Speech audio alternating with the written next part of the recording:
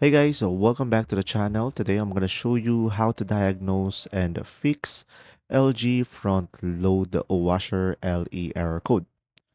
So, first thing is just simply go ahead and understand the LE error.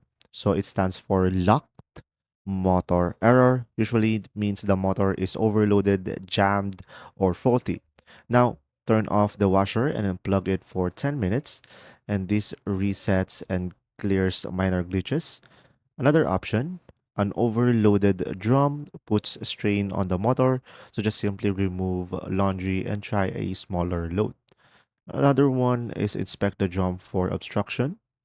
So look for items stuck between the tub and drum that could cause jamming. Another one, guys, is try running a spin cycle with no load to test the motor function. And if the error returns, the issue may involve the whole sensor or motor wiring.